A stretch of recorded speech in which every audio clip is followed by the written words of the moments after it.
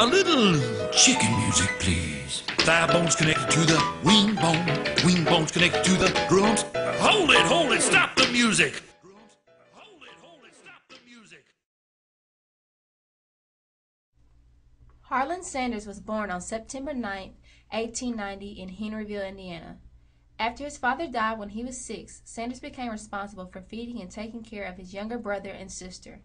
When Sanders became old enough, which was at the age of 10, he helped support his family by working as a farmhand.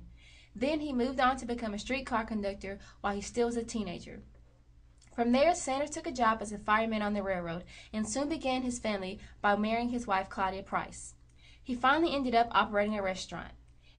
At age 40, Sanders was running a service station in Kentucky where he utilized the recipes and cooking skills his mother had taught him to feed the hungry travelers. He eventually moved his operation to a restaurant across the street and featured a fried chicken so notable that Sanders was named the Kentucky Colonel in 1935 by Governor Ruby LaFoon. His special meal, of course, was fried chicken. He seasoned the poultry with his original blend of 11 herbs and spices. Now known as Colonel Harlan Sanders, the middle-aged cook continued to run his restaurant for many more years. However, when the 1950s came, bad news in the form of progress also came his way. Sanders got word that a new highway was going to be constructed. The highway would surely divert the majority of the traffic away from the town where Sanders' restaurant was located. Sanders saw the writing on the wall, so he closed his restaurant and he retired.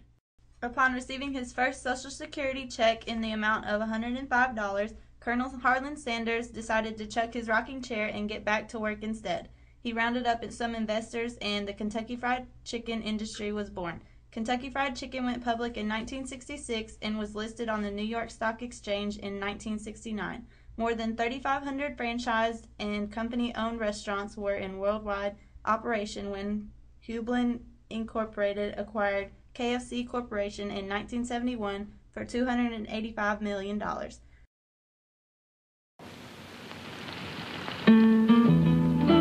I'm Colonel Harlan Sanders, and I'd like to tell you a little bit about my Kentucky Fried Chicken. Hey, you two coming? You go ahead, honey. I want to talk to these folks a little bit longer. And now, I said Kentucky Fried Chicken. There's only one way to cook Colonel Sanders Kentucky Fried Chicken, and that's my way. We always use plump, young broilers, always fresh, never frozen chicken. It's cut in pieces, and each piece is dipped in milk and egg wash, then into seasoned flour, in which we have the 11 different spices and herbs for flavor.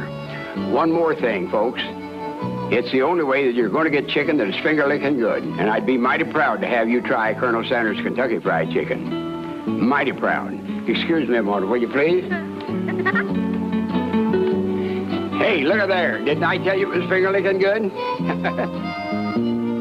Kentucky Fried Chicken. If you want Kentucky Fried Chicken, you have to visit me.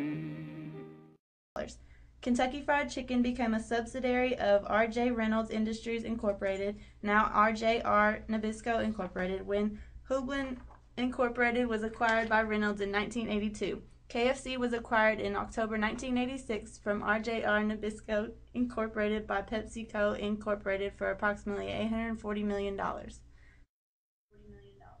Sanders ran his successful business for several years until when he reached 80 years old, he was forced to finally retire because of his ill health.